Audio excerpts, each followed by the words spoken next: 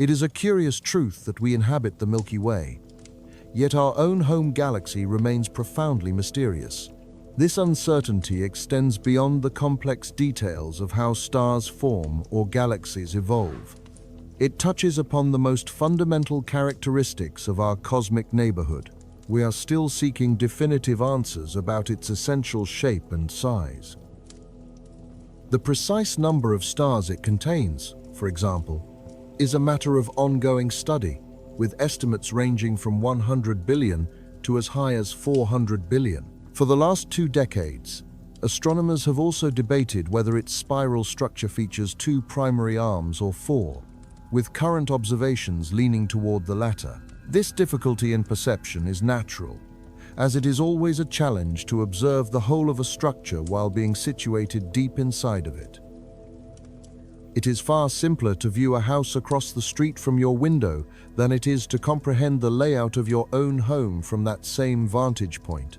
This leads to an even more fascinating question. How many galaxies reside within the Milky Way itself? Data from the Gaia Space Telescope, which has now completed its 10-year mission, suggests the answer is greater than 1. Gaia's purpose was to map the stars of our galaxy, and in doing so, it performed 3 trillion observations.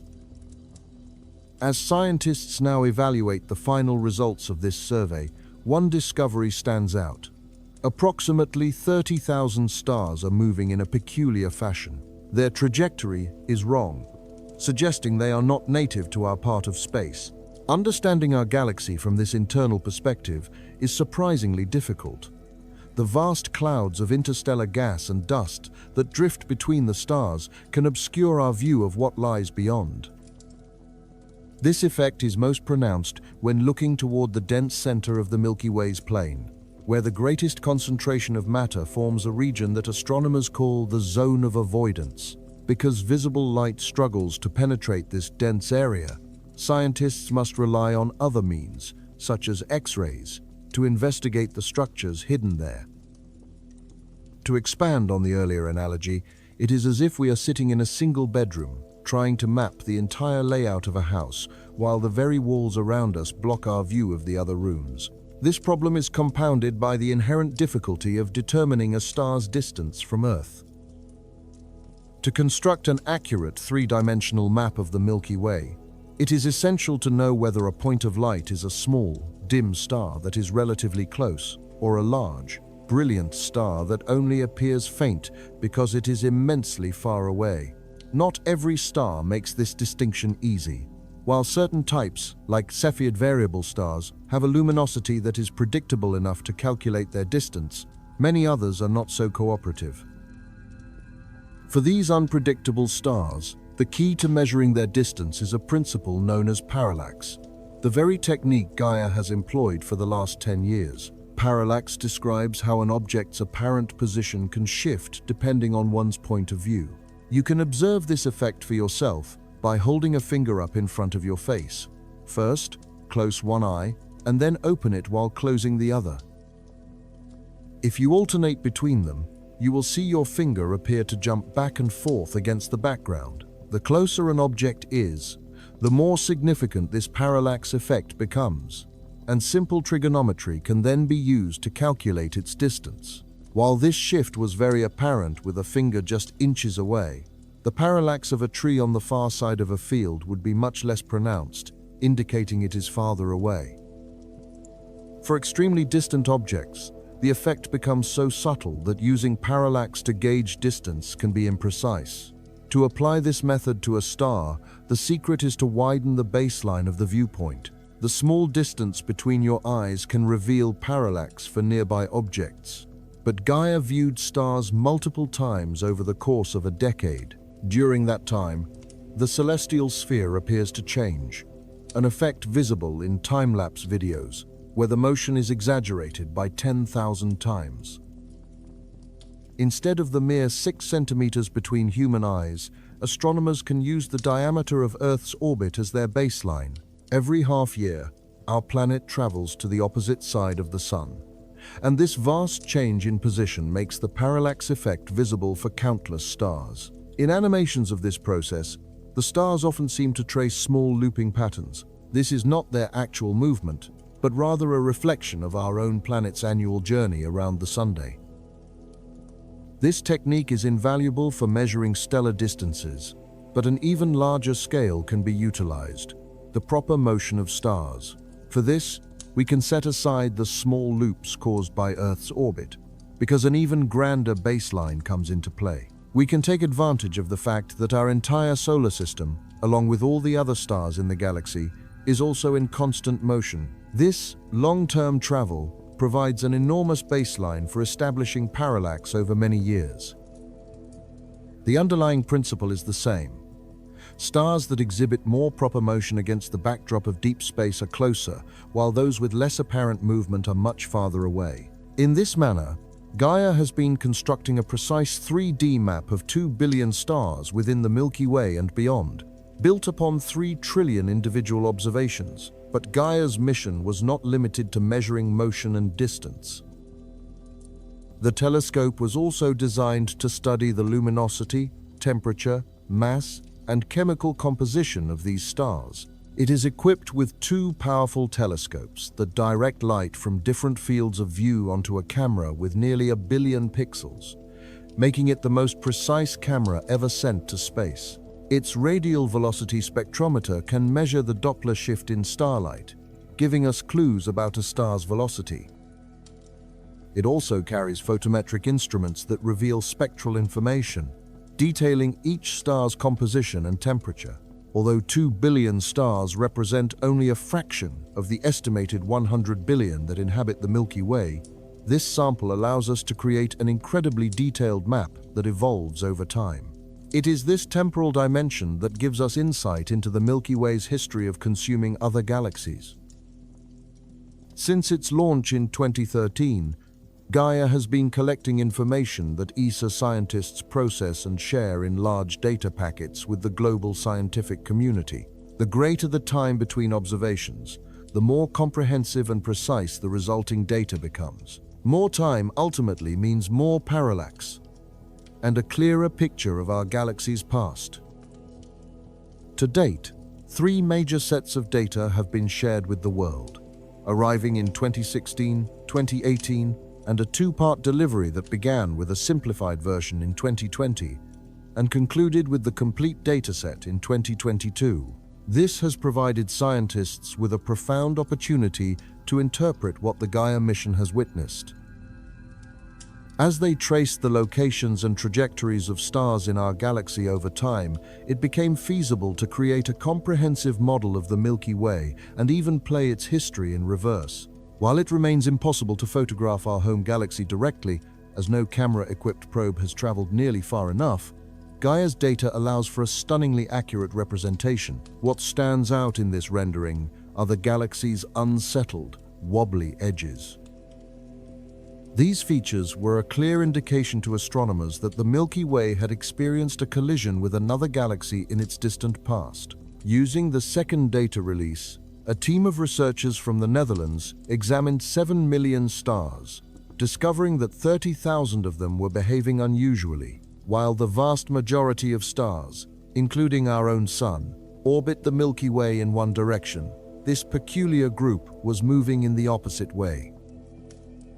Their color and brightness were also distinctly different, suggesting something unique about this stellar population. The researchers calculated that the observations perfectly matched a model of another galaxy colliding with our own. This event must have taken place between 8 and 11 billion years ago and involved a small dwarf galaxy, which the team named Gaia Enceladus, sometimes also called the Gaia Enceladus sausage. It is fascinating to see how its stars, shown here in red, managed to hold a relatively coherent shape for a period before ultimately dispersing throughout the Milky Way. This merger may have played a critical role in giving our galaxy some of its defining characteristics, such as the bar structure at its center, a feature present in only about 2/3 of spiral galaxies. The Milky Way's history of galactic consumption did not end there. Another dwarf galaxy, known as Aruya Soya Latoi, was also found to have merged with our own and might have been a binary companion to Gaia Enceladus. Later research uncovered the remnants of even more consumed galaxies. One study suggests our Milky Way may have absorbed as many as 6 others. Gaia's data reveals that this process has not stopped. The nearby Sagittarius dwarf galaxy has already impacted our own 3 times over the last 4 to 5 billion years, and is on a course to do so again. This very collision may have been the catalyst that ignited the formation of our own Sun, which came into existence around that same time. In the distant future, Sagittarius will likely become the 7th galaxy to be fully consumed by the Milky Way, its stars slowly being torn away and integrated into our own. These revelations represent just a fraction of the incredible discoveries made possible by the Gaia telescope's data, which is why it is poignant that Gaia's operational life has concluded. The telescope held its precise position at the second Lagrange point through the careful use of cold gas propellant, consuming about 12 grams per day. However, that supply of cold gas is now exhausted. On January 15th, Gaia captured its final observation and has since entered a phase of final calibrations before it is scheduled to power down permanently on March 27, 2025. Yet, its scientific story is far from over. 2 additional data packages are still awaiting release. The first of these, Data Release 4, is set for 2026 and will contain 500 terabytes of information. While it will only cover the first 5.5 years of Gaia's mission, it will do so with an extraordinary level of detail. Its precise measurements of the subtle wobbling motions of stars could even pinpoint the locations of potential exoplanets and will generate the largest catalogue of binary stars ever compiled.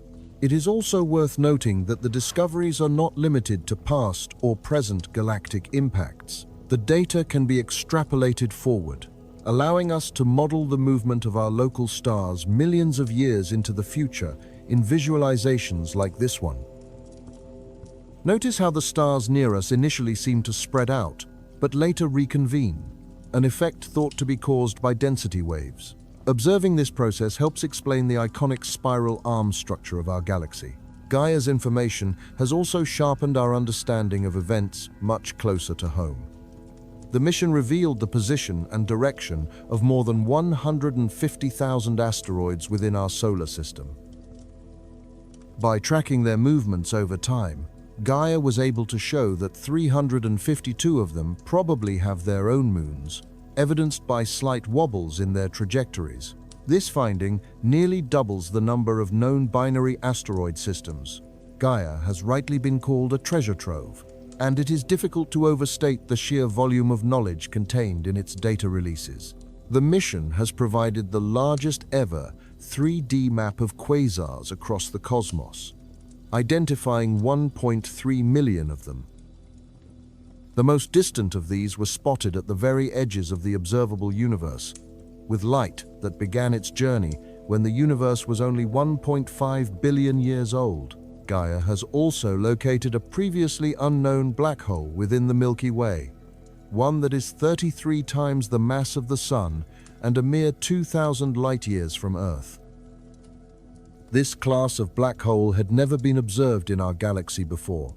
Most local black holes are only around 10 times the mass of the Sun, making this new discovery truly immense. Many more such findings are waiting to be uncovered within Gaia's data. It is no surprise that ESA is already formulating plans for a successor. Gaia NIR would be a space telescope similar to the original, but capable of seeing much deeper into the infrared spectrum, allowing it to peer through the dense gas clouds that obscured Gaia's view. A launch for this mission, should it be approved, is tentatively envisioned for 2045. This significant gap between missions would allow ESA to take even greater advantage of parallax effects, as Gaia NIR could measure how much farther Gaia's observed stars have traveled in the intervening decades. When it finally arrives, Data Release 5 will be the ultimate culmination of the mission's work. Tentatively set for release by the end of the decade, this dataset will encompass everything, all 10.5 years of Gaia's observations, at the highest level of detail imaginable. It will truly be a legacy of information, One can only wonder what discoveries will be made as scientists sift through such an immense volume of raw data, and what else we will learn about our galaxy. So, while the end of Gaia's mission is a somber occasion, the wealth of data it has gathered is a source of immense excitement. Our Milky Way galaxy may be surprisingly difficult to study from within, but Gaia's legacy will give us our best opportunity yet to understand it. The images we have of galaxies are often stunning, presenting us with objects of spectacular color and form. These static portraits, however, can raise a simple question: how do they actually turn? A common first guess might be that they rotate like a solid wheel around a central axis, perhaps appearing something like a spinning top. It may be surprising to learn that this picture is entirely inaccurate. A key reason is that galaxies are not rigid structures. They are vast collections of individual stars, from millions to trillions in number. Every star traces its own unique path, though they generally move in a common direction. Moreover, if a galaxy did spin like a solid body, a principle known as angular momentum would cause its spiral arms to coil ever more tightly over time. Since we do not observe this winding up effect, another mechanism must be responsible. The prevailing hypothesis suggests the arms are actually density waves. This concept paints a different picture of galactic rotation, one where the spiral arms themselves remain largely stationary or move with extreme slowness. In this model, individual stars and clouds of gas are not permanently part of an arm, but instead travel through these denser regions. An alternative idea proposes that shock waves from supernovae and powerful stellar winds create the arms, and it is possible both processes contribute. The density waves themselves might originate from the collective gravity of stars once their orbits are disturbed by some external force. As stars interact gravitationally, their paths can eventually organize into a stable pattern, concentrating in specific zones. What is particularly fascinating is that a similar phenomenon occurs within the rings of Saturn. A portion of the rings can look like the concentric circles of a tree's interior, but this is an illusion. The material in this area is being influenced by the gravity of small shepherd moons orbiting within the rings. What we are really seeing is a single, very tightly wound ringlet, almost like the groove on a vinyl record. And much like a galactic arm, this feature maintains its shape without tightening or loosening. These spiral arms serve as the primary nurseries for new stars in a galaxy. The compression within these waves causes interstellar gas and dust to accumulate, which is why we so often see nebulae, the birthplaces of stars, studding the arms. The arms appear brighter for two reasons. Not only is there a higher concentration of stars, but this is also where the hottest, youngest, and most luminous stars reside. Because these massive stars have such brief lifespans, many of them will have already exhausted their fuel and faded by the time their orbits carry them out of the arm. Another curious aspect of spiral galaxies involves the influence of dark matter. In the distant past, when dark matter was more evenly distributed, stars in galaxies dominated by ordinary matter would have orbited much more slowly at the outer edges compared to the center. Today, however, stars near the galactic rim move significantly faster, an effect attributed to dark matter's gravitational pull. This substance remains enigmatic, as it is impossible to see or detect directly. Its presence is inferred solely through its gravitational effects on visible matter. Over cosmic time, it seems dark matter has gathered more densely toward the centers of galaxies, causing stars on the periphery to orbit faster than they would if only the gravity of normal matter were at play. While alternative explanations for this rapid rotation exist, they would require fundamental changes to our current understanding of physics. The evidence for this change in orbital speed comes from our ability to look back into cosmic history by observing extremely remote objects. When we study galaxies that are billions of light years away, we are seeing them as they were billions of years ago. The stars in these ancient galaxies appear to orbit more slowly than stars in galaxies much nearer to us. and this difference correlates with the galaxy's distance. Of course, the universe always presents exceptions. While the majority of spiral galaxies follow this general pattern, astronomers have found a few with leading outer arms.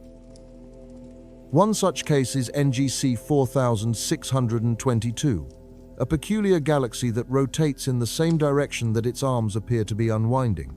This observation was initially met with skepticism until smaller, inner arms were discovered rotating in the opposite direction.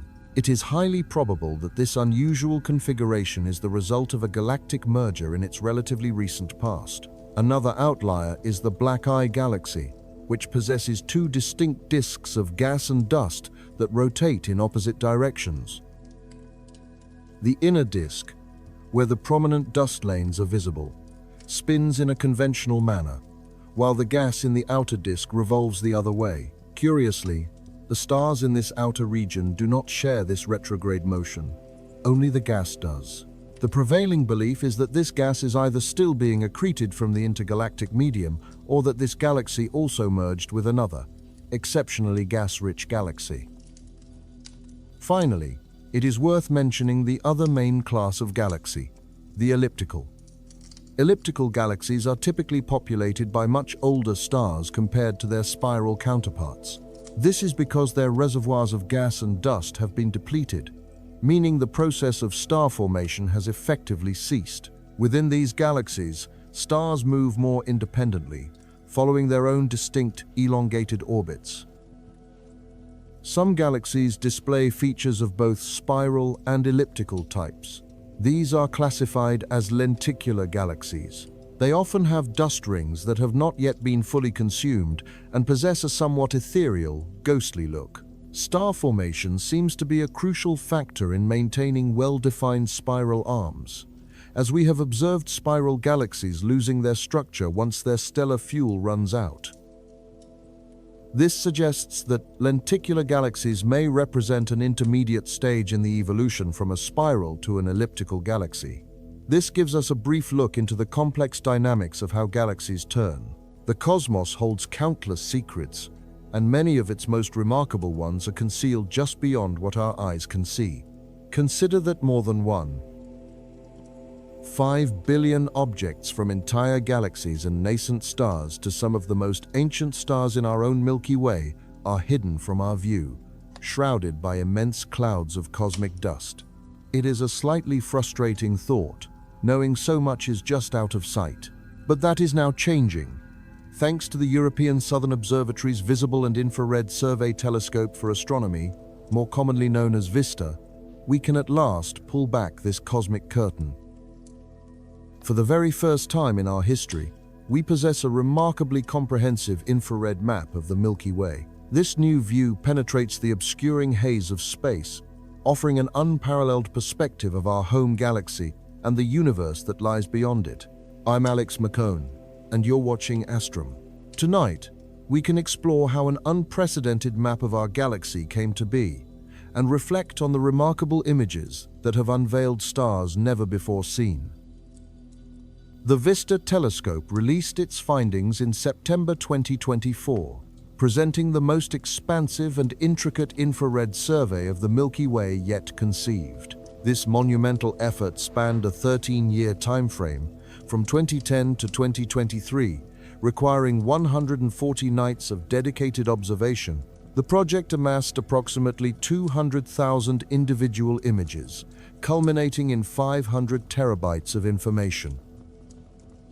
To put that volume into perspective, it is equivalent to the data needed to stream a 4K video continuously for almost 3 full years. Situated in Chile, VISTA is an instrument at ESO's Paranal Observatory, designed primarily to survey vast sections of the night sky. With its specialized infrared camera, known as VIRCam, the scientific team could penetrate the veils of gas and dust that pervade our galaxy.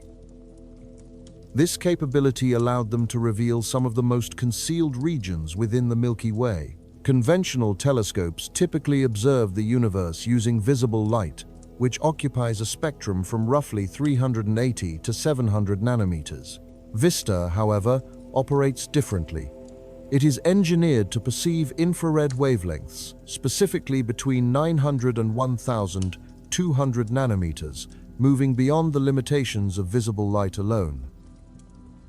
This allows it to detect otherwise invisible objects, such as stars shrouded by dust and cold brown dwarfs, often called failed stars, which do not radiate enough visible light to be observed with a standard telescope. The contrast between visible and infrared light becomes clear when we examine two views of the Lobster Nebula, also designated NGC 6357. One image is captured in visible light, the other by VISTA's infrared instrument.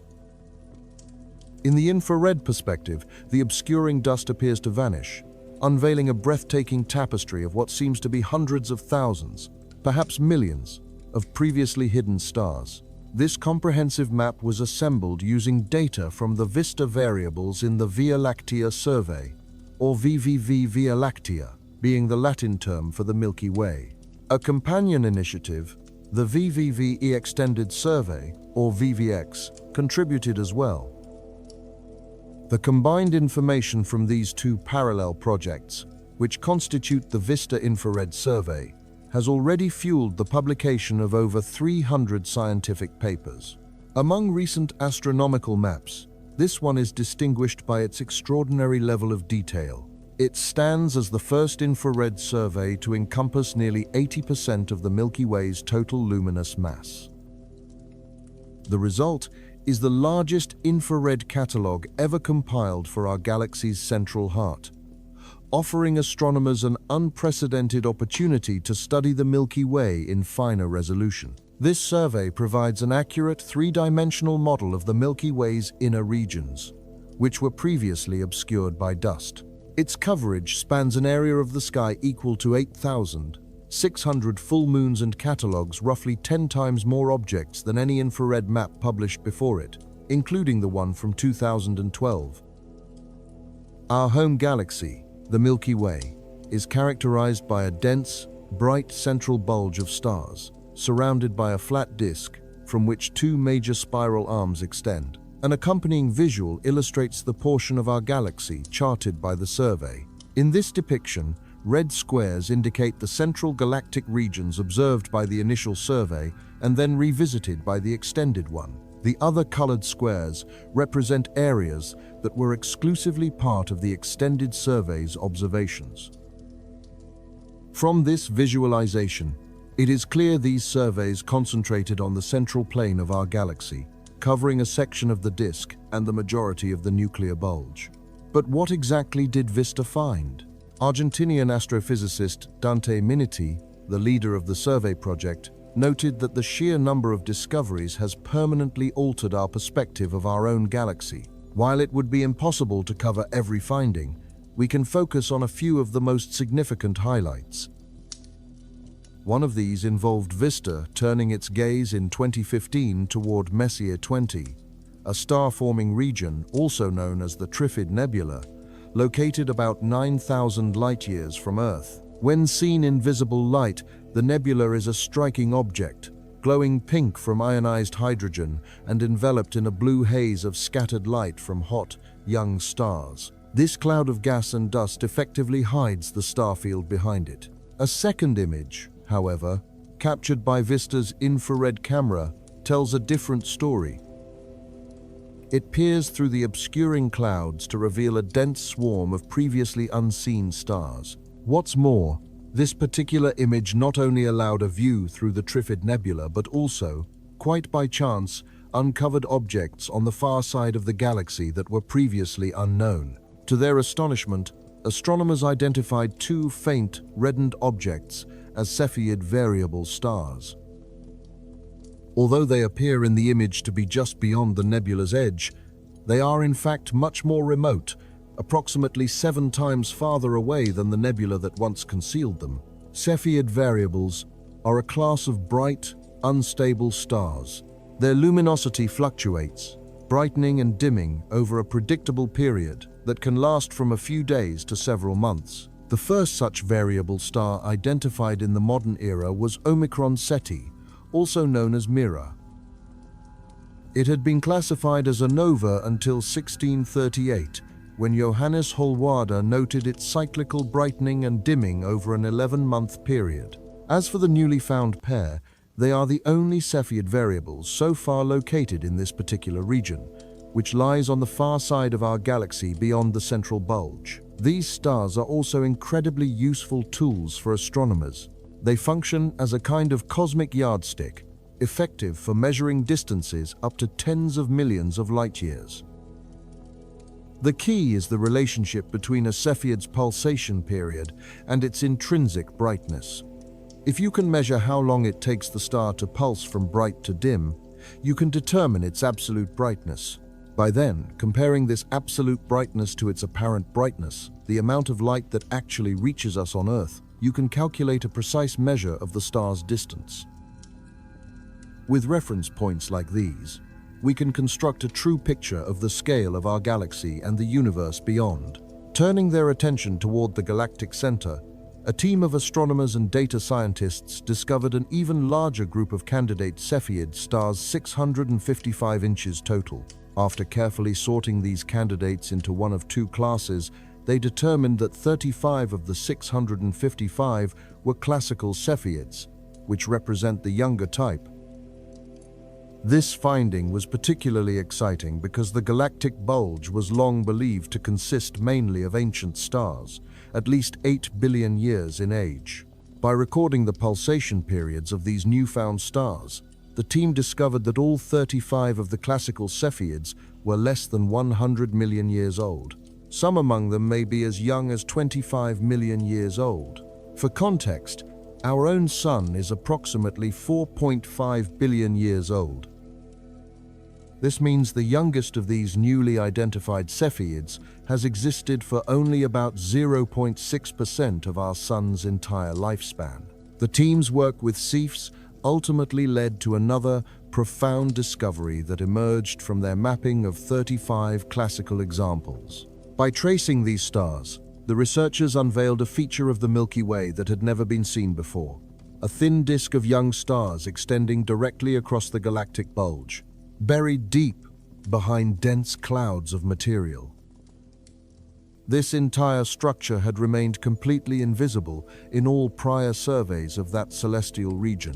The revelation of this disk, in combination with the discovery of all the seafoods, allowed scientists to infer a history of continuous star formation along the galaxy's midplane for the last 100 million years. An intriguing possibility is that even younger seafoods exist that have not yet been detected, as their intense brightness would have saturated the VVV survey's detectors. The very existence of this thin disk of young stars inside the galactic bulge is a remarkable finding. It was long thought that the galactic bulge was a purely ancient component of our galaxy, a place where only old stars had formed, entirely separate from the stellar disk. This new evidence, however, reveals a more complex picture, suggesting that the formation of newer stars within the bulge might be a natural part of our galaxy's ongoing evolution. Yet perhaps an even more inspiring discovery from the Vista Infrared Survey lies within the ancient heart of our Milky Way. In 2016, a team guided by astrophysicist Dante Miniti and Rodrigo Contreras Ramos identified a type of ancient star known as an RR Lyrae variable for the first time in the galactic center. These kinds of stars are typically inhabitants of globular clusters, which are ancient, tightly packed collections of stars orbiting in the galaxy's outer regions. A globular cluster is a dense, gravitationally bound sphere containing tens of thousands to millions of stars, with stellar populations that can be more than 10 billion years old. The team located 12 of these RR Lyrae stars during the VVV survey, a finding which points to the possibility that they are the surviving remnants of an ancient globular cluster situated right at our galaxy's core. This discovery also offers evidence that could help astronomers resolve a debate between two competing theories on how nuclear bulges form. One model suggests the bulge forms violently and early in a galaxy's life through the collision of smaller galaxies. The other proposes a gradual formation over time, as gas is funneled inward to spark star birth. Finding these ancient stars in this location lends support to the first theory, indicating the Milky Way's central bulge likely grew through the merging of primordial globular clusters.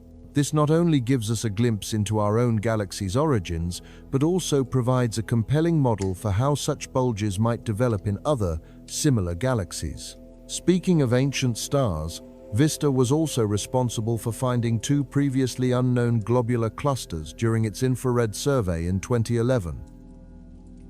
In a visible light image of the region, a known globular cluster, UKS1, is visible on the right as a faint, reddish blur. Until these new finds, this cluster held the title of the dimmest one known.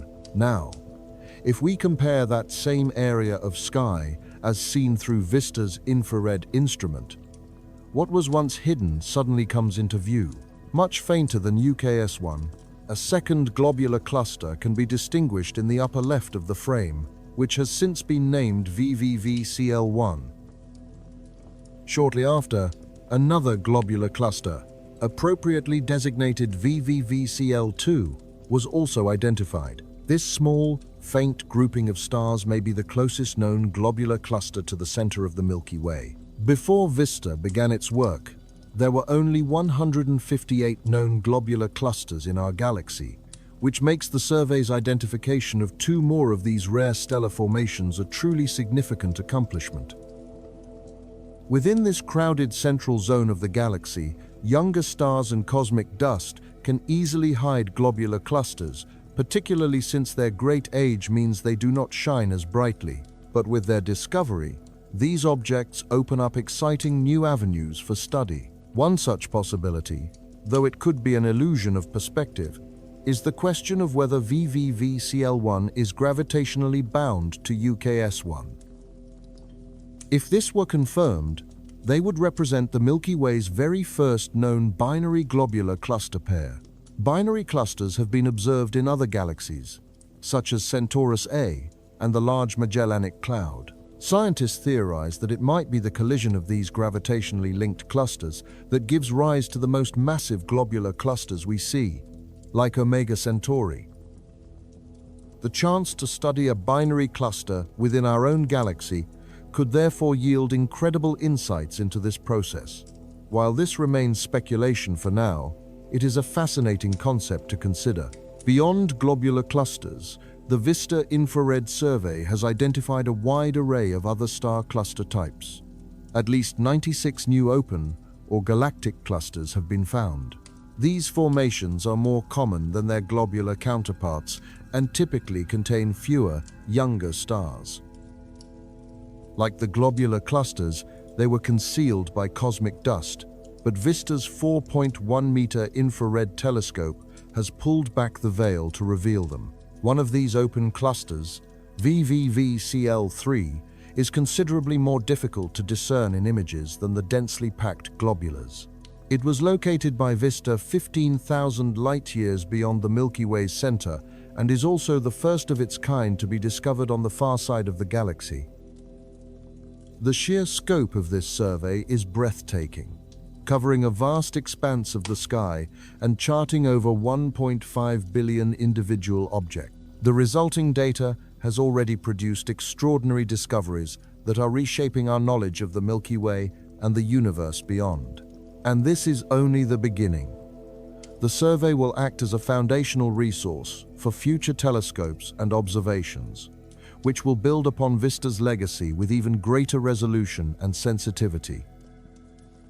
We now possess the most detailed three-dimensional map ever constructed of the Milky Way's structure and its contents, a map that has brought hidden wonders into the light. With this powerful new tool, scientists are continuing to uncover new galactic features and redefine our understanding of the galaxy we call home.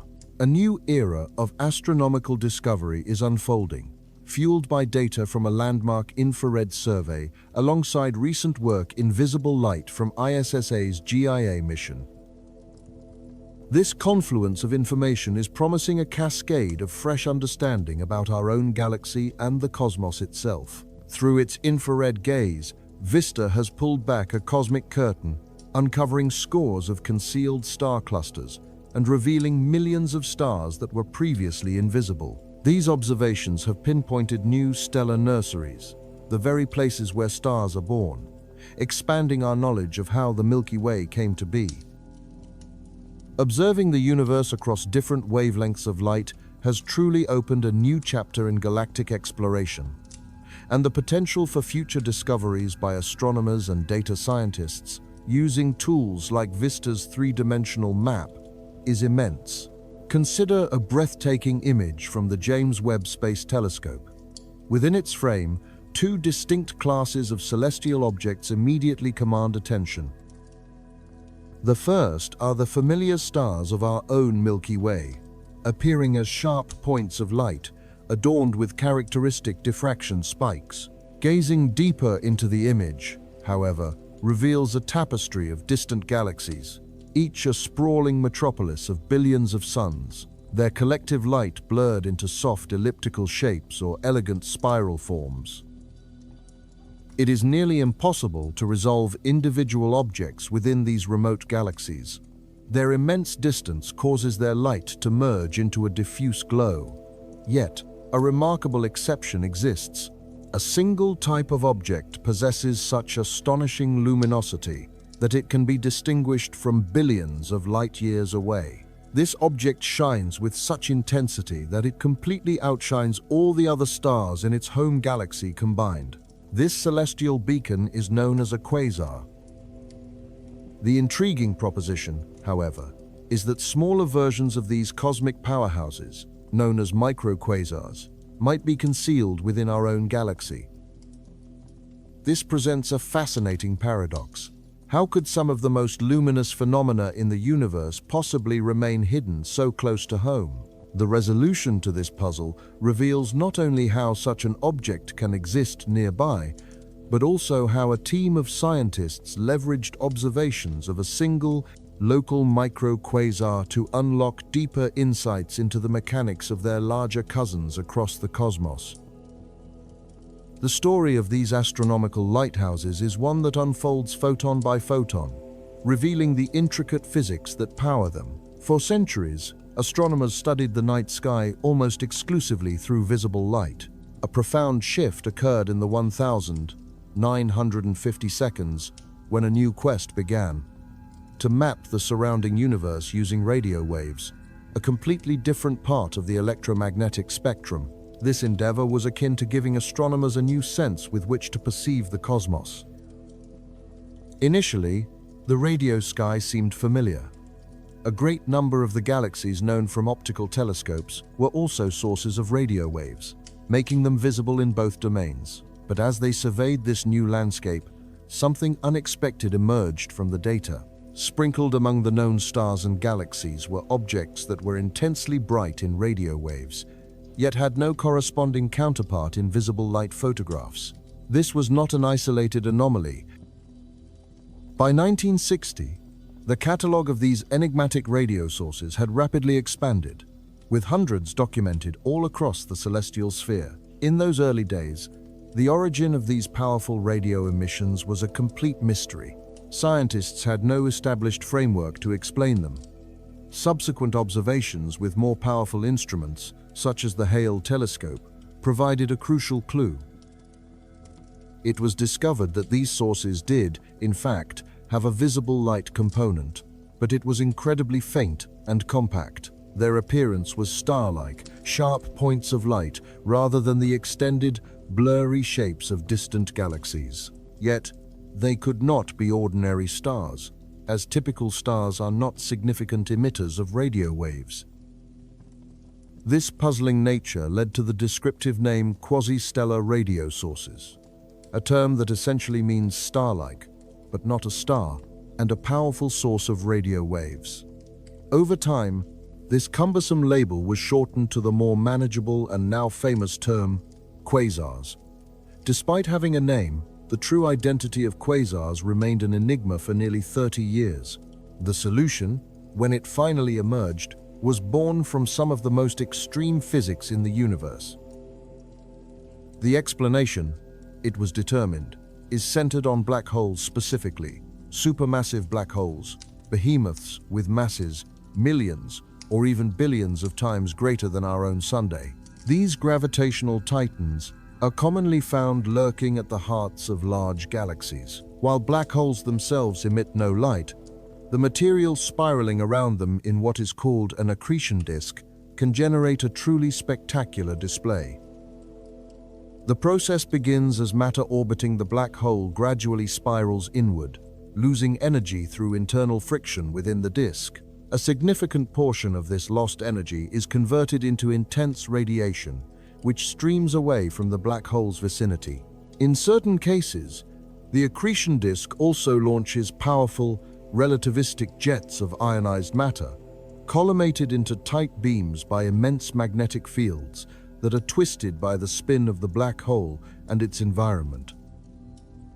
Particles within these jets travel across the vastness of space between galaxies, becoming cosmic rays. As they are deflected and accelerated by intergalactic magnetic fields, they generate the powerful radio signals that first led to the discovery of quasars. The total energy output from a quasar is so immense that a single one can outshine the combined light of the hundreds of billions of stars in its host galaxy. This explains the initial observations. They appeared as compact as a single star, yet possessed a brightness far exceeding what any individual star beyond the Milky Way could possibly achieve. Our own Milky Way galaxy hosts a supermassive black hole at its core, an object known as Sagittarius A*.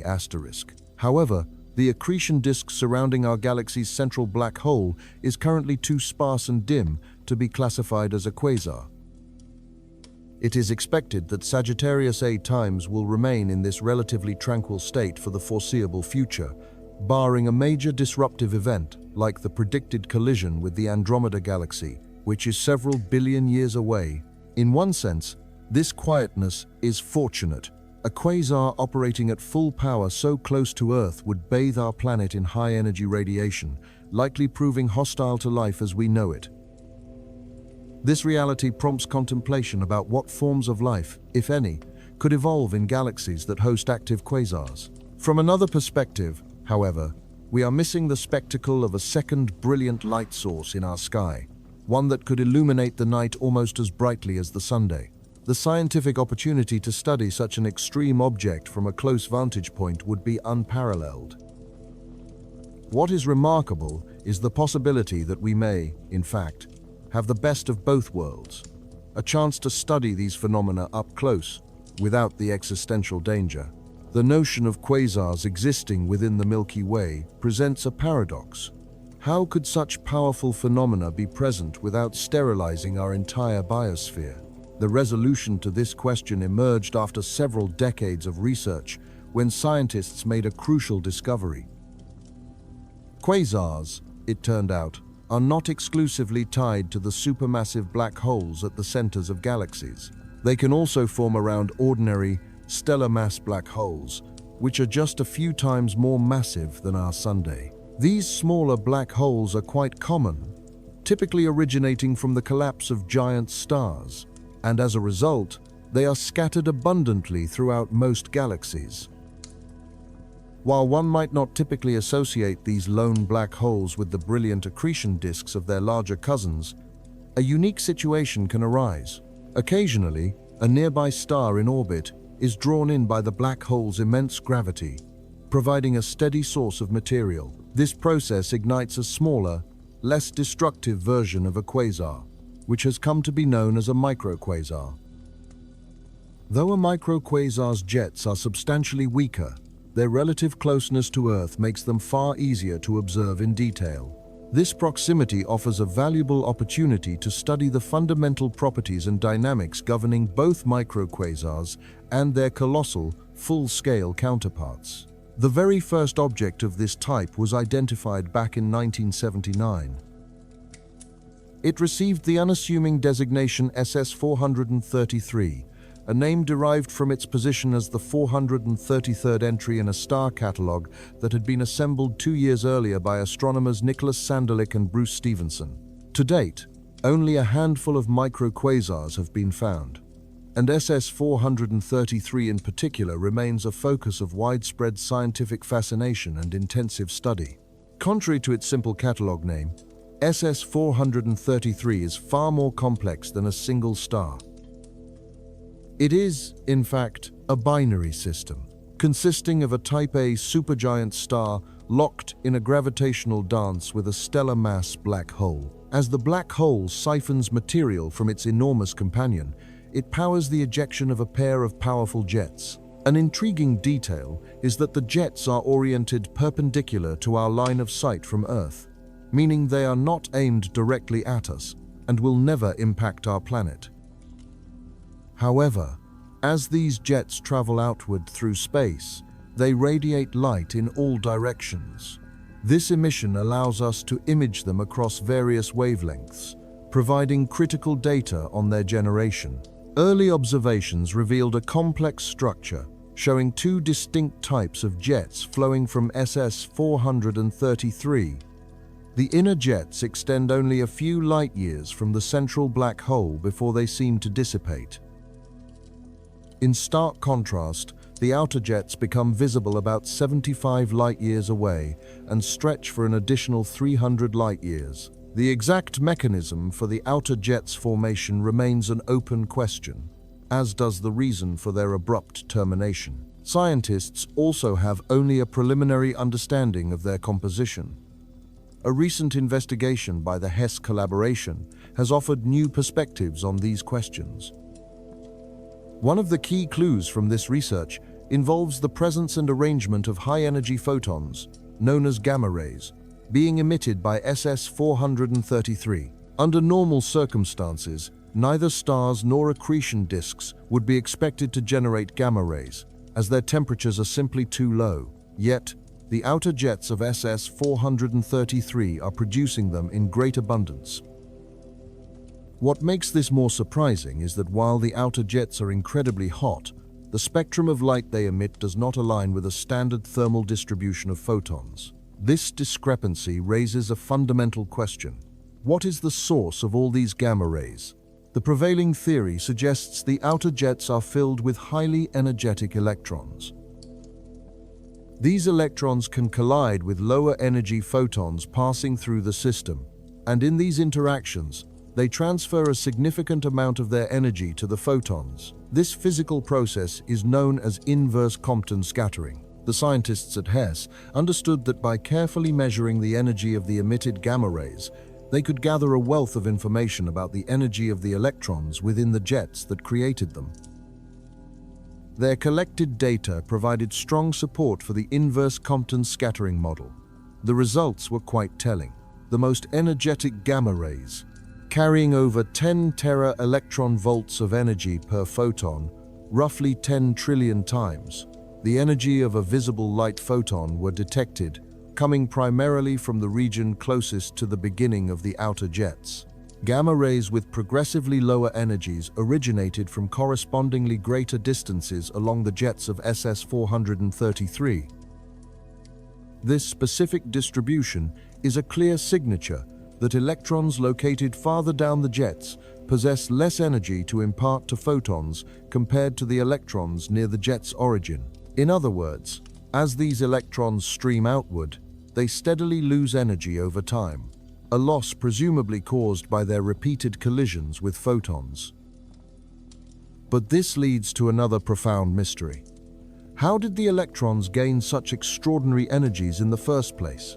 According to current models, their initial velocity as they are launched from the black hole is approximately 1/4 of the speed of light. Yet, by the time these same electrons reach the outer jets, they appear to be moving at speeds exceeding 99% of the speed of light. This incredible acceleration multiplies their initial energies by a factor of 1 billion.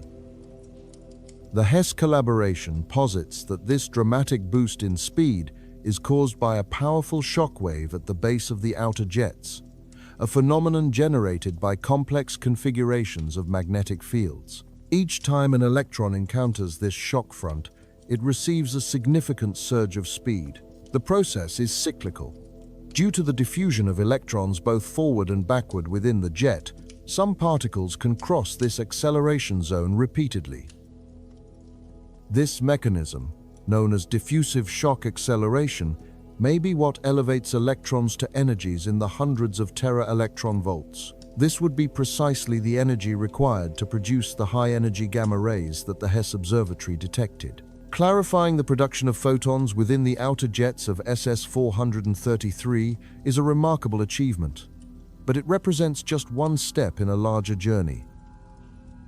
Microquasars scattered throughout our own Milky Way galaxy hold invaluable information, serving as accessible models for the inner workings of the most massive quasars found at the hearts of distant galaxies. Now that we have a better understanding of what to look for, these objects are less like hidden cosmic gems and more like brilliant beacons in the night sky. They pose for our telescopes, allowing astronomers to capture their intricate beauty across the full spectrum of light and, in doing so, continue to reveal ever more astonishing cosmic surprises. Black holes are the densest objects in existence, with gravity so powerful that even light cannot escape. And the very largest of these supermassive black holes can be billions of times the mass of our Sun. An intriguing paradox lies at the heart of our understanding of black holes. Some of the most colossal ones we have ever identified also appear to be the youngest. This is because observing distant galaxies is fundamentally an act of looking into the past. It is often within these galaxies, billions of light years from us, that we find the largest black holes, given that the universe is approximately 8 billion years old, and the light from these objects has traveled for billions of years to arrive here. It means we are seeing them as they were, when they were only a few billion years old, remarkably young in galactic terms. Logically, one might expect the opposite to be true, that closer and therefore older supermassive black holes would be more massive, having had billions of additional years to accrete surrounding matter. So, what exactly is happening here? The most extreme example currently known is TON 618, an object with a staggering mass of 66 billion solar masses. Its mass alone is comparable to that of an entire medium-sized galaxy such as our own Milky Way. Yet, TON 618 is located at an immense distance, and the light it emitted has taken 10.8 billion years to reach Earth. This means we are witnessing it as it existed 10.8 billion years ago, giving it a maximum possible age of around 2.8 billion years. For perspective, our Milky Way galaxy is estimated to be about 13.6 billion years old, yet the supermassive black hole at its center, Sagittarius A*, has a mass of only 4 million solar masses. The supermassive black hole in the neighboring Andromeda galaxy, though larger, is still only 200 million solar masses. One of the significant factors to consider is the inherent difficulty in detecting and measuring black holes. This remains a very new area of scientific inquiry, as the necessary technology has only enabled us to begin observing them in the last few decades. Even with these advances, our observations are often limited to the region surrounding a black hole. The Event Horizon Telescope has changed this, but even this powerful instrument requires vast amounts of time to produce an image of a single black hole. Consequently, our overall comprehension is still in its early stages. In fact, the majority of the distant black holes we have catalogued are visible only because they are quasars. TON 618 is one such quasar. Matter is streaming into its accretion disk at a phenomenal rate, causing it to erupt with incredible luminosity. Quasars can only maintain this state as long as there is a steady supply of infalling material.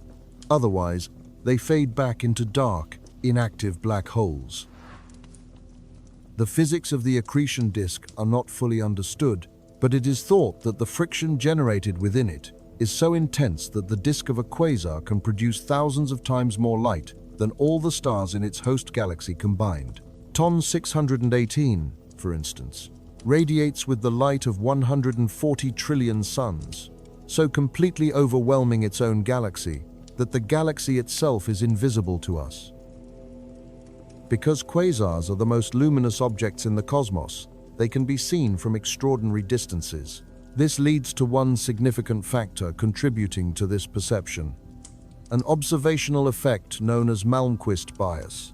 This bias describes how, at great distances, intrinsically brighter objects appear to be more common simply because we are unable to detect their dimmer counterparts. The implication is that the largest supermassive black holes might actually be distributed quite uniformly across the cosmos. If a galaxy hosts a very large black hole that is not an active quasar, we are unlikely to see it beyond a certain distance because a galaxy is far fainter than a quasar. Another part of the explanation lies in the fundamental nature of the early universe, shortly after the Big Bang. As the universe continues its expansion, we know that, in its infancy, matter was packed much more closely together. In that primordial era, quasars were far more prevalent, as the immense quantities of matter required to fuel their light were readily available in a much denser cosmos. Not only has the universe expanded since then, but over eons, vast quantities of interstellar gas have been converted into stars. Some of the most massive stars ultimately collapse into neutron stars and black holes, which means their material is never recycled back into gas. Less free gas in the universe means less material is available to fall into a supermassive black hole. One theory about the ultimate fate of the cosmos, known as the Big Freeze, is based on this process, suggesting that after trillions of years, all available gas will be locked away inside black holes. Even today, we can observe galaxies where the gas has been entirely consumed, preventing the formation of new stars. These are known as elliptical galaxies. Spiral galaxies, in contrast, still possess structures of gas and dust, allowing them to continue producing new stars. It is a curious detail that most of the largest supermassive black holes seem to reside in elliptical galaxies, where little free gas remains. For gas to fall into a galaxy's central supermassive black hole, it must first lose its momentum. When this occurs on a massive scale, the central black hole is likely to grow substantially from all the infalling matter. In elliptical galaxies, this process appears to have already run its course, whereas in spiral galaxies, it has not happened to the same degree. A trigger for gas losing its angular momentum could be the gravitational pull of nearby galaxies or even direct collisions between them. Furthermore, there is simply less gas available throughout the universe now compared to its early stages. This suggests that the growth of black holes likely occurred much more rapidly in the past and has since slowed considerably. This might explain why there are no quasars within 500 million light-years of our location. As the universe ages and becomes less chaotic and more spread out, the number of active quasars has diminished. This means the only quasars we can observe, some of which are the largest black holes known, are those that existed a very long time ago. So, we return to the central question: why do the largest supermassive black holes often appear to be the youngest? The answer, it seems, is that this may be an illusion created by our methods of observation. We can measure distant, brilliant quasars for the simple reason that their brightness makes them visible. Older and closer black holes may be just as large, but because of Malmquist bias, we have not yet found them. As our studies progress and our technology improves, we will gradually build a more complete map of the universe around us. As the James Webb Space Telescope prepares for its mission, it offers a fitting moment to reflect on the remarkable images captured by its predecessor, the Hubble Space Telescope. Hubble has now been in orbit for 30 years, and during that time, it has dramatically expanded our understanding of the cosmos. One type of object Hubble has observed extensively is the galaxy. Galaxies, as we have explored previously, manifest in a vast array of shapes and sizes, with stellar populations ranging from millions to trillions. Galaxies are profoundly compelling and beautiful structures, with each one holding a unique history of its formation, not to mention the alluring question of whether life might exist within them. Although we have studied only a minuscule fraction of all the galaxies in the observable universe in great detail, the Hubble Space Telescope has managed to witness them across their entire evolutionary timeline. It has seen everything from galaxies in the vibrant throes of star birth, known as starbursts, to those that have become inert, anemic, or are in their final dying stages. The focus here is on this broad spectrum of galactic evolution, with a particular look at the ghostly and beautiful remnants of galaxies that are fading away. One of the first clues to a galaxy's evolutionary stage is its overall shape. The general scientific consensus is that spiral and barred galaxies represent some of the least evolved systems in the cosmos, while elliptical galaxies are considered the most evolved. This distinction does not necessarily imply that spiral and barred galaxies are younger in age, but rather that their evolutionary process unfolds over a much longer period. A clear example of this is object number 68, NGC 2336. Galaxies featuring spiral patterns are characterized by flat disks where the majority of stars orbit in a common direction. Among their most defining features are the graceful arms that extend outward from the galactic center. These arms can either unfurl directly from the core or emanate from a central bar of stars. They are composed of dense concentrations of stars, gas, and interstellar dust. Galaxies that possess a large amount of dust are generally thought to be at an earlier point in their evolutionary journey, as this material has not yet been converted into new stars. If no external forces intervene to speed up this consumption of dust, a galaxy of this type could continue to form stars at a relatively slow but consistent pace for many billions of years to come. The evidence that it is not producing stars rapidly lies in a specific characteristic: the absence of prominent red H2 regions, which are stellar nurseries. Instead, while star formation is undoubtedly still occurring, as evidenced by the many brilliant blue stars visible in the image, this galaxy is set to remain a spiral for a much longer time than one filled with bright H2 regions. This brings us to number 69, NGC 972, a truly stunning galaxy. It almost appears to be set ablaze by the sheer amount of activity taking place within it. When a galaxy displays such an intense red coloration, it is classified as a starburst galaxy. This term signifies that star formation is happening at an exceptionally high rate. Those vibrant red areas are the very H2 regions that were largely absent in the previous example. As this starburst phase progresses, the galaxy will rapidly deplete the reservoirs of gas and dust seen here, transforming them all into stars. Another notable feature is the blue glow that forms a kind of halo around the galaxy. This azure hue originates from blue stars, which are the hottest and most massive type of star. Their presence is another strong indicator of swift star formation, as these stars demand enormous quantities of matter to coalesce during their creation. Next is number 70, Messier 61. M61 serves as another incredible illustration of a starburst galaxy. It is a particularly fantastic object for astronomical observation because its orientation is almost perfectly face-on from our perspective. This alignment allows for detailed studies of its dust lanes and red nebulae, a task that is significantly more challenging with a galaxy viewed edge-on. A close examination of the galaxy's center reveals a tidy symmetry within the dust lanes. However, as one zooms out, it becomes apparent that this symmetry breaks down further from the core. One arm appears to fracture into three distinct parts, while another maintains its original structure. Typically, an asymmetrical galaxy suggests that it is being disturbed in some manner, either by the gravitational pull of a nearby galaxy or through a direct collision. In the case of M61, it is located 50 million light-years away in the heart of the Virgo cluster, where it is surrounded by more than 1,000 other galaxies. This external influence is the likely trigger for its starburst activity. The gravitational tug from its neighbors causes the vast dust clouds inside M61 to collapse under their own weight, initiating the birth of new stars and accelerating its evolution. Consider number 71.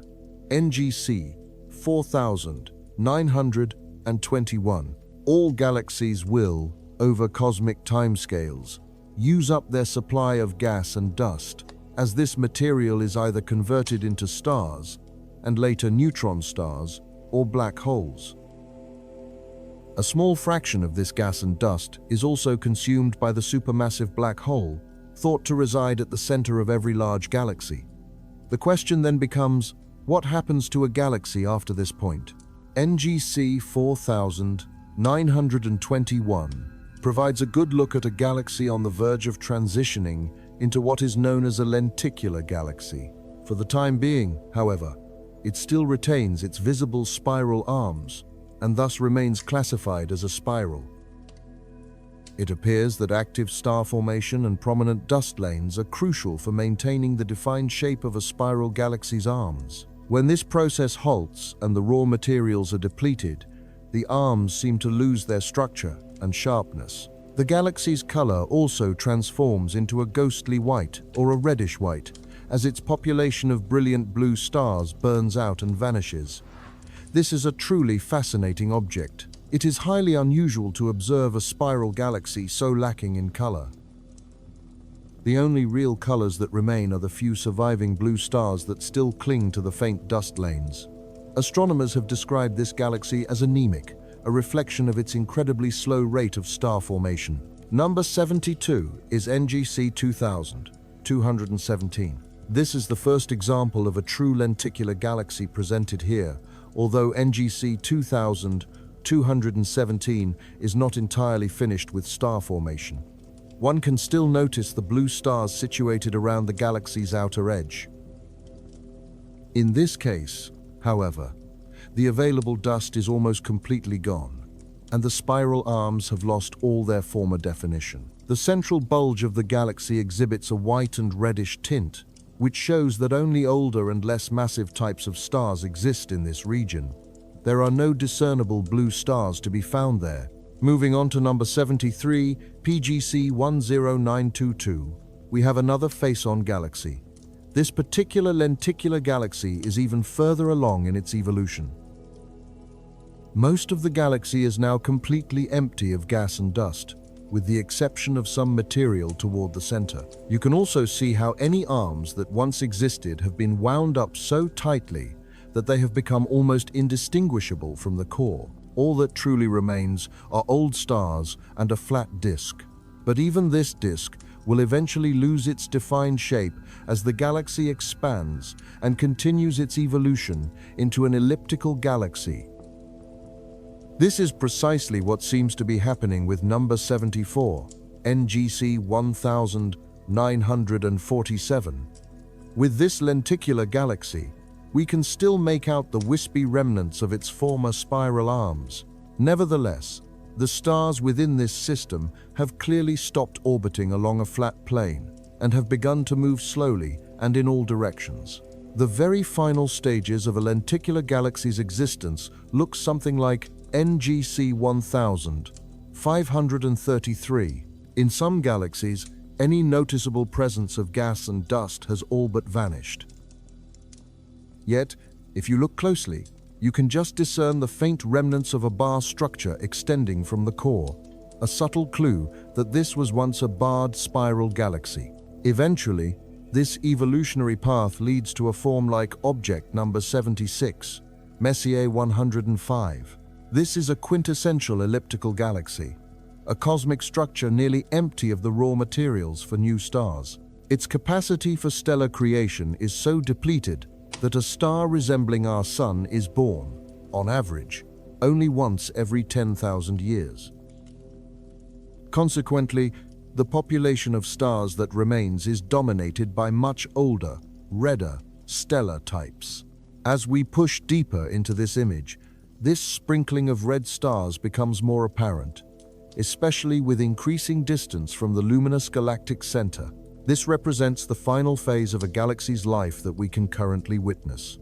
These ancient stars will continue to shine for billions, even trillions of years. Our universe is simply not old enough for us to see what ultimately becomes of a galaxy like this. The prevailing thought, however, is that they will just grow progressively fainter, their light diminishing as, one by one, their stars exhaust their fuel and fade away. This offers a compelling snapshot of the grand timeline of galactic evolution. Lenticular galaxies, for their part, possess an almost ethereal quality that is quite appealing. Their unstable character gives rise to extraordinary patterns that are not found in any other type of galaxy. It is also a somewhat somber reflection that as the cosmos continues to age, spiral galaxies are destined to become increasingly rare, until only the ellipticals are left to populate the universe. On its website, the Hubble team has made available a collection of the top 100 images ever captured by the telescope. Throughout this series, the goal is to journey through these images, one after another, to uncover the stories they tell. And many of these cosmic portraits truly benefit from a deeper explanation. This brings us to image number 22, NGC 4449. The initial impression might be that this is one of the Magellanic Clouds, but it is, in fact, a small, irregular galaxy. It resides within a galactic group known as Canes Venatici, approximately 12 million light-years from Earth. This proximity means that, like our own galaxy, it is a member of the Virgo supercluster, which is also called the local supercluster of galaxies. It does bear a resemblance to the large Magellanic Cloud, particularly in its general bar-like shape. The crucial distinction, however, is that NGC 4449 is classified as a starburst galaxy. It is undergoing a period of exceptionally vigorous star production, a fact made visible by the prominent pinkish regions seen here. These pink or red areas within a galaxy are a classic indicator of star formation. The intense radiation from newborn stars ionizes the surrounding hydrogen gas, causing it to emit a characteristic red glow. Another clear sign of this high rate of stellar birth is the abundance of blue stars scattered throughout the image. Blue stars are incredibly hot, young, and typically massive objects that consume their fuel at such a tremendous rate that their lifespans are fleeting. The very presence of these stars confirms they must have formed within the last several million years, and as we can see, this galaxy is filled with many clusters of them. This burst of activity is thought to have been triggered by gravitational interactions with other galaxies. If we widen our view slightly, a trail of red stars becomes visible. This stream is perhaps the remnant of a dwarf spheroidal galaxy that passed through NGC 4449, its structure stretched and torn apart by powerful tidal forces. Looking toward the galaxy's center, we find a bright, white cluster of stars, enveloped by dark clouds of dust, which are themselves nurseries where new stars can form. This entire galaxy spans a diameter of 19,000 light-years. Next is number 23, HD 97950. This magnificent superstar cluster is nestled within NGC 3603, an H2 nebula. It is an incredibly beautiful object and has been the subject of extensive study, partly because it is located in the Carina spiral arm of our own Milky Way, about 20,000 light-years away.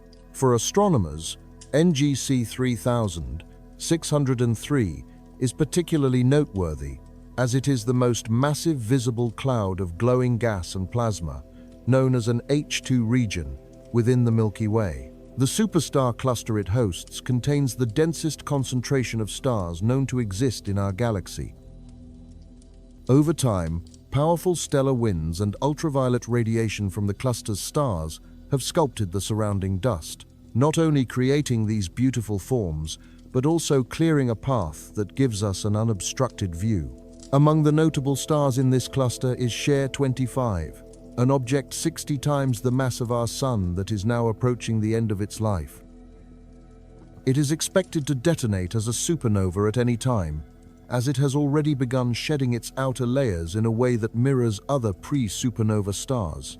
We also find the three primary stars at the very heart of the cluster, though they are barely distinguishable at the center of this image. All three are Wolf-Rayet stars, each weighing around 100 times the mass of the Sun and shining millions of times more brightly. Two of them are locked together in a binary system, orbiting each other so closely that a single revolution takes only 3.5 days. This means they are practically in contact, undoubtedly exchanging significant amounts of mass while exerting an incredible tidal influence on one another. Expanding our perspective, we can see that NGC 3603 appears to be right next to another nebula, NGC 3576. In reality, this other nebula is significantly closer to us, at only about half the distance. Their apparent proximity is merely a chance alignment from our point of view on Earth. Our journey continues with number 24, Messier 74. At first glance, this image might be mistaken for another perspective of the well-known Whirlpool galaxy. When placed side by side, the two galaxies do indeed share a striking resemblance. Both are classified as grand design spiral galaxies, and they exhibit similar patterns of dust weaving through their arms. Upon closer comparison, however, subtle variations between the two become clear. The arms of M74 are lined with hot blue stars, with pink and red star-forming regions dotted throughout. One might imagine the arms of such a galaxy as static structures rotating around the nucleus, but they are actually the visible effect of what are known as density waves. As gas and dust orbit the galaxy, they travel through these waves of higher density, which compresses the material and triggers the formation of new stars. Existing stars also tend to clump together within these waves. A great many of the newly formed stars are blue and have very short lives, perhaps completing their entire life cycle in just a few million years. M74 is situated about 32 million light-years away and is known for its low surface brightness. This characteristic makes it one of the more challenging Messier objects for amateur astronomers to observe, earning it the nickname the Phantom Galaxy. It is likely just a little smaller than our Milky Way, containing roughly 100 billion stars and measuring 95,000 light-years in diameter. It is the principal member of the M74 group, a small and relatively isolated collection of galaxies. Finally, we arrive at number 25, ARP 148. Looking at this object for the first time, the initial impression is one of pure mystery. An intriguing shape hangs in the void, some 500 million light-years from Earth. Known as Mayow's object, its unusual structure is thought to be the result of two galaxies in the process of merging. The prevailing theory suggests that their initial impact generated a powerful shock wave. This wave first pulled material inward toward the core, then expanded outward to form the distinct ring we see today. A long tail, which is actually a stream of stars pulled from one of the galaxies, offers more evidence that this is a cosmic collision still unfolding. The ARP catalogue, it is worth noting, is the Atlas of Peculiar Galaxies. Our next subject is number 26, the galaxy cluster Abell 2218, located at a vast distance of 2.1 billion light-years. Such massive collections of galaxies hold a special significance for astronomers. Their combined immense gravity warps the light from objects behind them, creating a natural cosmic magnifying glass. This phenomenon allows us to glimpse galaxies that would otherwise be too distant to see. The long, thin arcs visible in the photograph are not part of the cluster itself. They are the distorted images of background galaxies, their light stretched and bent by the gravitational field of Abell 2218. Hidden within this view is what may be the most remote galaxy ever observed, estimated to be 13 billion light-years away. While it appears as just a faint smudge in this particular image, enhanced processing reveals its elongated shape. The lensing effect is so powerful that this single distant galaxy is visible in two separate locations in the frame. What we are witnessing is light that has traveled since the universe was only 750 million years old, offering a direct view deep into cosmic dawn. This single frame from Hubble contains an estimated 10,000 individual galaxies. We now turn to another galaxy cluster, number 27, Abell 1703, which also demonstrates this remarkable lensing effect. To understand how this works, we must consider the nature of gravity itself. Current theories describe gravity not as a force, but as a curvature in the fabric of space-time caused by mass. Elliptical galaxies are often the most massive galaxies known, and their immense mass creates a significant distortion in the space-time around them. The large elliptical at the center of this image provides a clear example of this principle in action. As space-time is bent, any light traveling through it from a more distant object is forced to follow that curve. If the alignment between Earth, the massive galaxy, and a background object is just right, the light is bent in such a way that it magnifies the distant source. It is, in essence, a telescope constructed by nature, floating in the cosmos. The Abell 1703 cluster itself resides approximately 3 billion light-years from us. The universe presents us with breathtaking beauty. We see the smooth, serene glow of elliptical galaxies, their shapes unobscured by dust lanes. We witness the grandeur of spiral galaxies, their arms sweeping around a central core with near-perfect symmetry. But there is another category of cosmic objects, catalogued in the Atlas of Peculiar Galaxies, also known as the ARP catalog. These are the galaxies that defy our expectations of order. They are often captured in the midst of chaotic and transformative events, each one a unique and compelling story of cosmic evolution.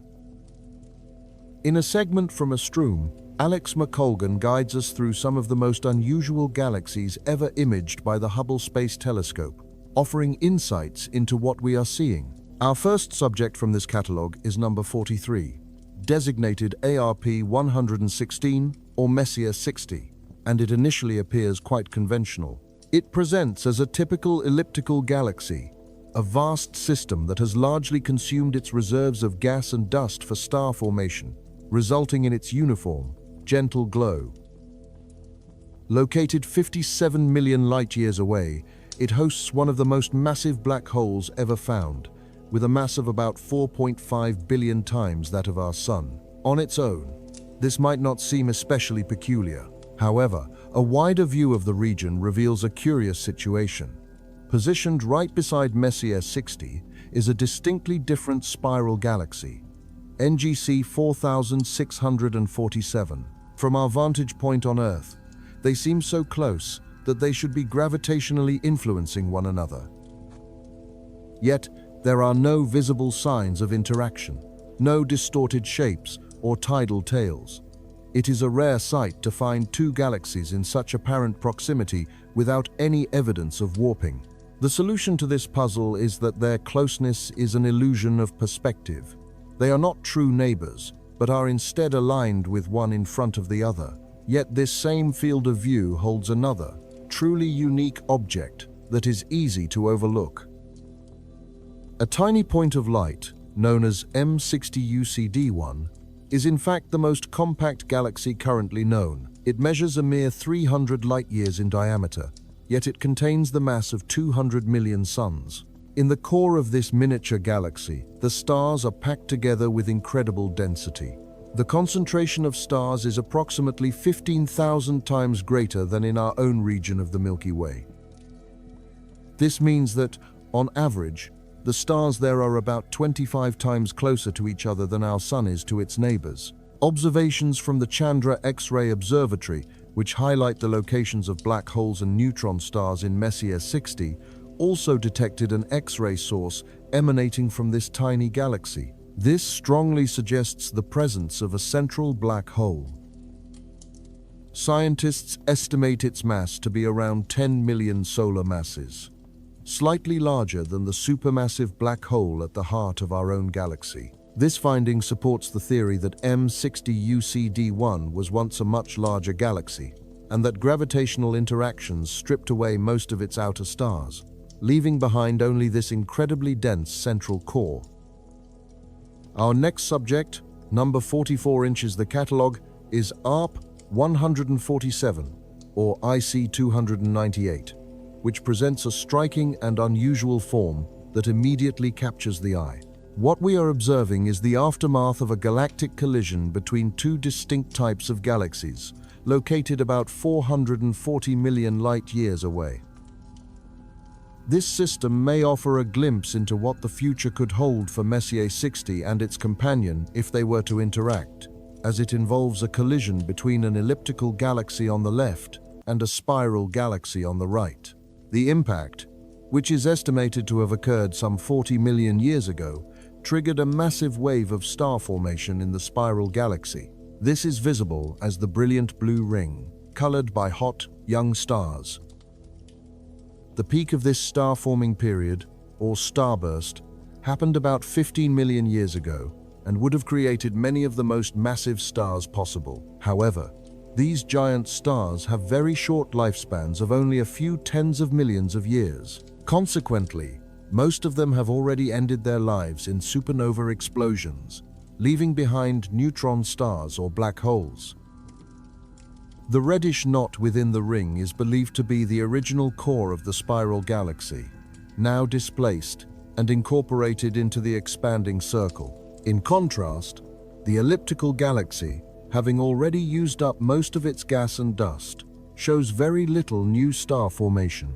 Instead, the gravitational tidal forces from the collision have sent a ripple, like a shockwave, through its stellar population, causing its stars to organize into concentric rings. The next object in our survey, number 45, is ARP 77, also known as NGC 1097. Another instance of a galaxy harboring a smaller companion is found in the system NGC 1097. While a well-known image from the Hubble Space Telescope happens to crop out this smaller galaxy, observations from the European Southern Observatory's Very Large Telescope provide a more complete view.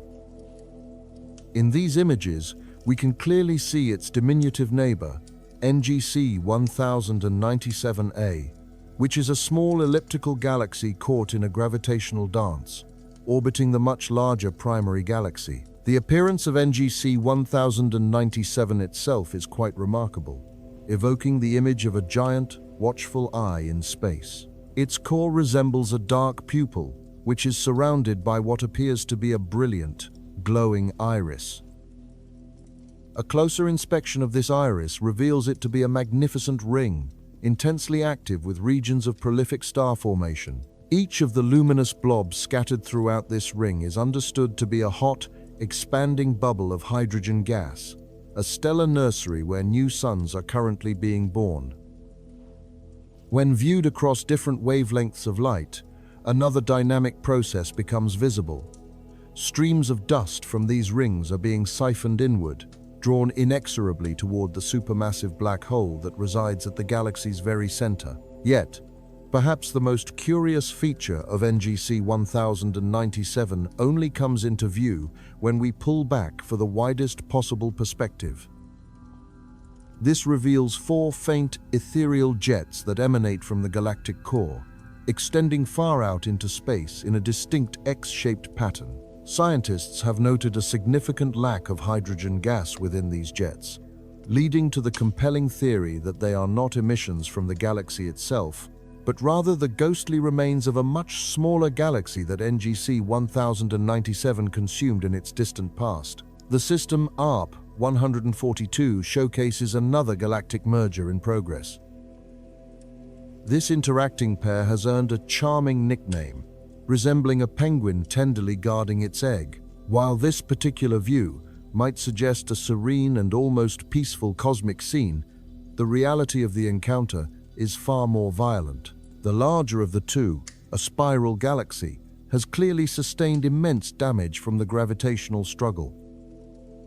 A long, drawn-out feature visible here is actually one of its primary spiral arms, which has been violently torn away and stretched into a tidal tail by the immense pull of the neighboring elliptical galaxy. The elliptical companion, by contrast, does not appear to be as significantly affected by the collision, although its overall shape has been distorted, becoming noticeably oblong.